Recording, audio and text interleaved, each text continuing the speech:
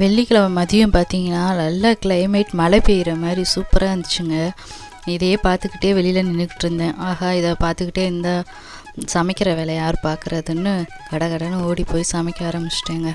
அப்போ பார்த்தா பீக்கங்காய் வந்து நாங்கள் 2 மாதத்துக்கு முன்னாடி பீக்கங்காய் செடி போட்டிருந்தாங்க.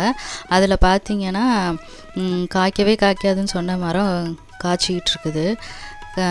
இன்றைக்கி தான் பார்த்தாரு ஹஸ்பண்டு, போய் அதில் 2-3 காயெல்லாம் இருந்துச்சு. சரிண்ணா அதில் போய் காயெல்லாம் பறிச்சுட்டு அப்போ தான் சாம்பார் வச்சுருந்தேன், உருளைக்கிழங்கு ஃப்ரை பண்ணியிருந்தேன். சரி வேறு என்னடா சைடிஷ் பண்ணுறதுன்னு யோசிச்சுக்கிட்டே இருக்கும்போது காய் இருந்தது. அழகாக அந்த காயை பறித்தேங்க. பறித்தா அதையும் ஒரு சைடிஷ்ஷாக ஆயிடுச்சு. செஞ்சோடனே அதையும் சாப்பிட்டாச்சு. சாப்பிட்டுட்டு அப்புறம் எல்லா வேலையும் கடன்னு முடிஞ்சது. அப்புறம் பார்த்திங்கன்னா நம்மளா போட்ட செடி வந்து தானாக வளரும் போது அதுலேருந்து நம்ம பறிக்கிற காய் எவ்வளோ சந்தோஷம் தெரியுங்களா? அப்படி அவ்வளோ சந்தோஷம். இன்னும் இருக்குமான்னு பார்த்துக்கிட்டே இருந்தேன்.